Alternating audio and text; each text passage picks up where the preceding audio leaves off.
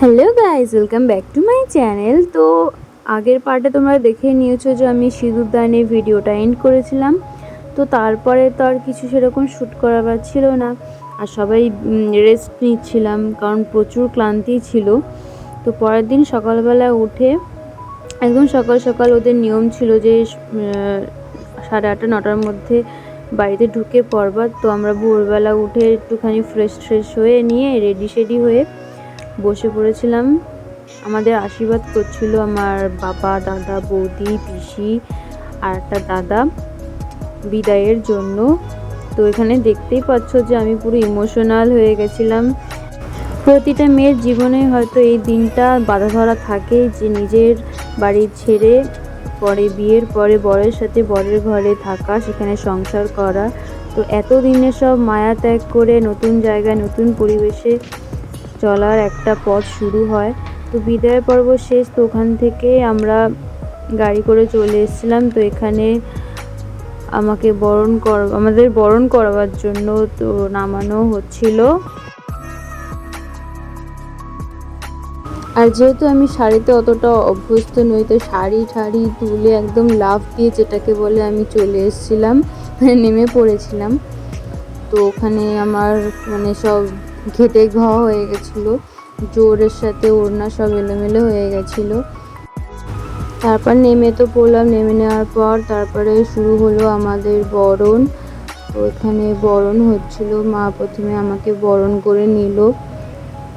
আমি তো রীতিমতো ভয় পাচ্ছিলাম, আগুন যেহেতু বরণ ডালা রয়েছে, আমি খালি এটাই ভয় যে যদি লেগে না যায়। যদিও এটা দূরে ছিল, তবু একটা ভয় আমার মধ্যে কাজ করছিল।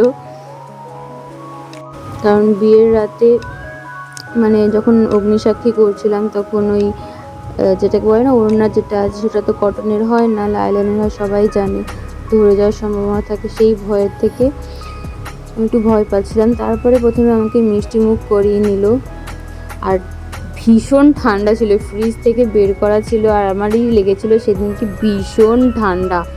আমার ভয়েসে তোমরা জেনেই গেছো যে পুরো ছেলেদের মতো ভাঙা ভয়েস হয়ে গেছিলো, কথা তো বেরোচ্ছিলই না একদম। যাই হোক, বরণ তো হয়ে গেল, ওর মিষ্টি মুখ করাও হয়ে গেল। এবার যখন ঘর ঢুকতে যাব তখনই আসল মজা। বোনেরা আমার ননদেরা সব ধরেছিল যে বোনেরা কিছু পাওনা পায়, সেই পাওনা দিলেই তবে বউ ঢোকাতে পারবে। তো এখানে তো রীতিমতো দিতে রাজি হচ্ছিলই না। ও যে তোরা আমার আপদ, ওদের কাছে কী দেবো, আমার খুব টায়ার্ড, তোরা ঢুকতে দে। আর এখান থেকে পেছনে ওর বন্ধুগুলো খচাচ্ছিল।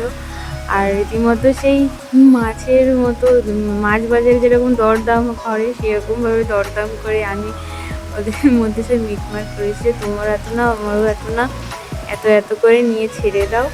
তারপরে সবথেকে স্ক্যারিস্ট পার্ট হচ্ছে এই ল্যাঠা মাছ ধরে কলসি হাতে নিয়ে বউকে ঘরে প্রবেশ করতে হবে। তা কলসি ছিল মারাত্মক ভারী, আমি এরকম ভারী জিনিস তো কখনো তুলিনি।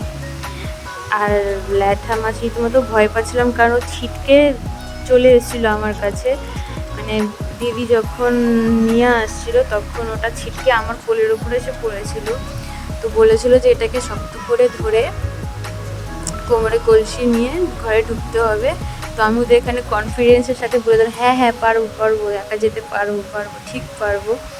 তো মনে একটু ভয় আর একটু সাহস নিয়ে আমি এগিয়ে পড়লাম। আর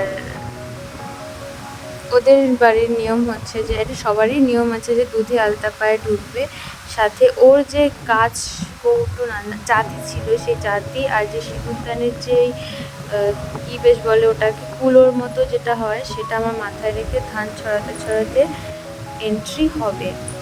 তো চৌকাঠে ঢোকার পর আমার থেকে কলসিটা বোন নিয়ে গেল। তারপরে আমি দুধে আলতা পায়ে ঘরে ঢুকবো। আর এখানে রীতিমতো বোন বলছে যে মাছটা হয়তো মরেই গেছে, কারণ আমি ওকে শক্ত করে ধরে রেখেছিলাম। হ্যাঁ, কিন্তু না, ও বেঁচে ছিল, আসলে নড়াচড়া করতে পারছিল না, আমি ওকে যেভাবে ধরে রেখেছিলাম। যাই হোক, ওই জোর হাতে নিয়ে কৌটো কাজল লতা নিয়ে ওদের বাড়ির রিচুয়াল যেরকম হয় যে ধান ছড়াতে বউ এক একদম সিধে রান্নাঘরে ঢুকবে, আর রান্নাঘরে ঢুকে কি দেখতে পাচ্ছি যে রিচুয়ালসটা সবারই আছে সেটা আমার হয়েছিল, কিন্তু হয়তো ওটার ক্লিপ কেউ তোলেনি, তাই ওটা দেখানো সম্ভব হয়নি। বধূ বরণের পর্বের পর চলে আসে আসল পর্ব, যেখানে হচ্ছে আমাদের সব গুরুজনেরা আশীর্বাদ করবে। তো সবার প্রথমে এখানে সেজমা আমাদের দুজনকে আশীর্বাদ করলো, তারপরেই আমাদের আশীর্বাদ করলো সেজো পিসি। সেজো পিসি খুব দারুণ একটা মানুষ, মানে এত ভালো লেগেছে আমার। ওই 2 দিন উনি ছিল ওখানে, আমার এত ভালো লেগেছিলো, আমার যেতে ইচ্ছে করছিল না। তো উনি আমাদের আশীর্বাদ করলো আমাদের দুজনকে, যাতে আমরা খুব ভালো থাকি, সুস্থ থাকি, সারা জীবন সুখে শান্তিতে থাকি, আর আমি যেন সংসারটাকে দুহাতে আগে। অবশেষে আমাদের দুজনকে আশীর্বাদ করতে আসলো আমাদের মা আমাদের দুজনকে আশীর্বাদ করলো। আশীর্বাদের পর শুরু হলো এই খেলাটা। এটার খেলার নামটা আমি ঠিক জানি না, তোমরা জানলে অবশ্যই কমেন্টে জানিও। কিন্তু এখানে যেটা হয়, আমার মাথার একটা মুকুটের থেকে একটা টুকরো, আর ওর মুকুটের থেকে একটা টুকরো নিয়ে ওটাকে ঘোরায়। তো বলে যে কে কার পেছনে ঘুরছো। তো এখানে তো প্রথমে আমি খুব মজাই ছিলাম, যে কারণ ও আমার পেছনে ঘুরছিল। তো এটা হতে হতে কখন কি এমন হলো যে হঠাৎ করে আমি ওর পেছনে ঘুরতে শুরু করে দিলাম। তবুও আমি খুব মজায় আছি, কারণ অ্যাটলিস্ট দুজনের সাথে তো রয়েছে, মানে ও আমার পেছনে আমি ওর পেছনে। তো লাস্টে গিয়ে একদম জুড়ে গেছিলো। সেই ক্লিপটা হয়তো কেউ নিতে পারেনি, কারণ সবাই এক্সাইটেড ছিল আর দেখছিল। তো যাই হোক, লাস্টে ওর পেছন করতে গিয়েই ওরা জুড়ে যাই। তো এরপরে এসেছিলো আংটি খেলার ক্লিপ হয়তো নেই আমার কাছে। তো যাই হোক, আংটি খেলার ক্লিপটা তোমাদের সাথে শেয়ার করতে পারলাম না। তো আংটি খেলাতে আমি জিতেছিলাম, প্রত্যেকবার আমিই তুলেছিলাম। প্রথমে আমার আংটি তুলেছিলাম, দ্বিতীয়বারে দুজনেরই আংটি আমি তুলেছিলাম, তো তৃতীয়বারে আমি ওর আংটিটাই তুলেছিলাম। তো যাই হোক, এখানে একটা হচ্ছে পরি খেলা। এখানে 4টে ভাঁড়ের মধ্যে চাল আর সুপুরি থাকবে। তো এখানে ছড়িয়ে দেওয়া থাকবে, ও এলোমেলো করে ছড়িয়ে দেবে, আর আমাকে তাড়াতাড়ি করে ওর হাত ছড়িয়ে এগুলোকে ভাঁড়ের মধ্যে তুলতে হবে। এটা করলে নাকি বোঝা যাবে যে আমি কতটা বেশি সংসারে গুছিয়ে গাছিয়ে সামলিয়ে চালাতে পারবো। তো যাই হোক, সেখানেও আমি জিতে গেছি, কারণ আমি ওকে এলোমেলো করার টাইমই দিইনি। আমি রীতিমতো হামলে থামলে যেভাবে পেরেছি ওই ভাঁড়ের মধ্যে চালগুলো আর সুপুরি দিয়ে সাজিয়ে দিয়েছি। এই খেলাটার মধ্যে হার জিতের কোনো প্রশ্নই নেই, কারণ এখানে যদি বউ জিতে যায় সেটা প্রত্যেকটা সংসারেরই মঙ্গল। আজকের ভিডিওটা আমি এই খেলা দিয়েই শেষ করছি। দেখা হবে নেক্সট পার্টে, ওখানে ভাত কাপড় আর রিসেপশনের ভিডিও নিয়েই আসবো। তোমরা ততক্ষণে এই ভিডিওটাকে খুব ভালোবাসা দিও, খুব লাইক করো, খুব শেয়ার করো, এবং চ্যানেলটাকে সাবস্ক্রাইব করে দিও। টাটা।